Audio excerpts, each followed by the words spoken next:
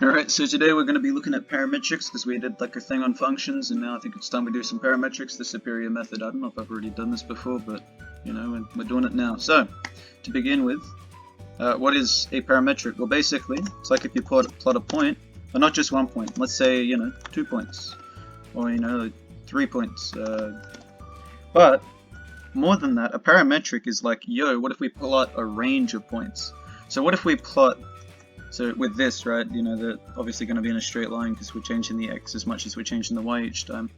And so yeah, we can do like t from 0 to 2, and then look, we've done the full range, because basically how parametrics works is like you plot a point for every value between the minimum and the maximum of the range t, and then yeah, that's basically it.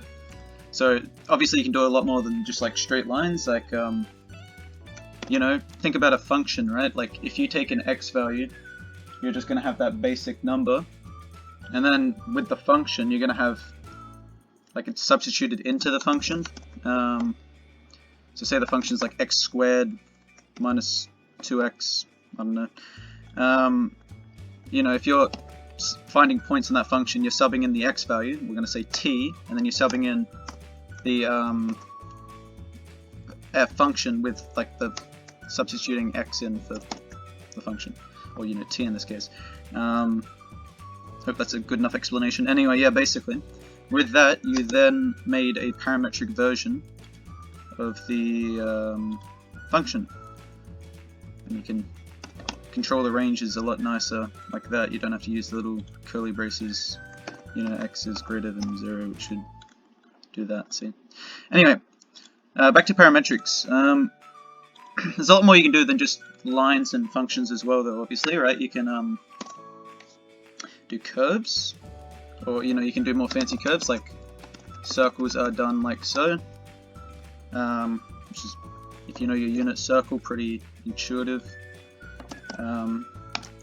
If you wanted to say make like an object orbit around that, let's go up, go with A, and make A just a slider from 0 to 2 pi. There we go, we got a little point. Or we can, add that to that. And yeah, there's all sorts of different things you can do with parametrics. Whereas if you want to make the circle version of this, I believe it would be a little more, or maybe not, I guess it wouldn't be that much harder.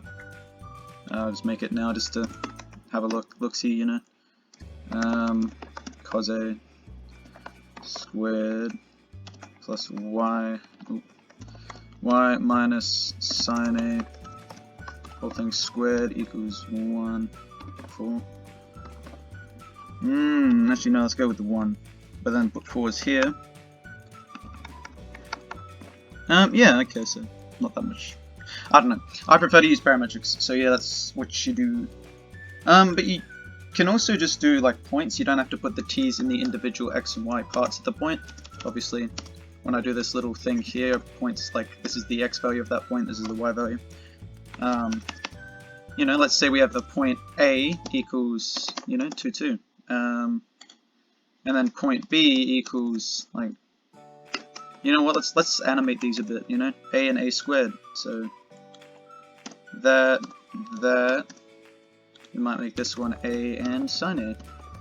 Right, so as we move around this A slider, they're going to move differently.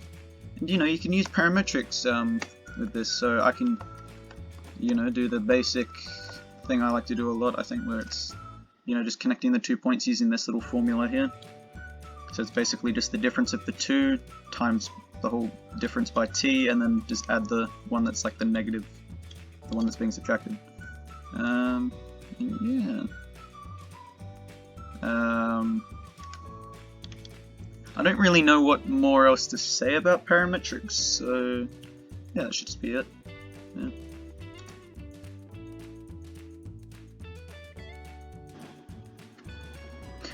Okay, so parametrics, yeah, they're pretty basic, but well, you know, simple. But there are a few things to know, right? Like, say we have our parametric expression t0, real little basic one. I don't know, we'll go with 1t. Actually, hang on.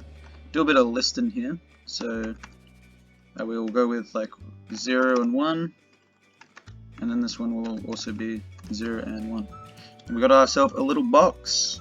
But what would happen if we were to define t as something? They just become points.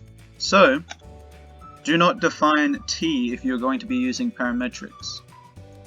If you want to use like a t, just make it like a t with a little subscript. So if you don't know how to use those, you just hold shift and then do like the little dash to get the underscore.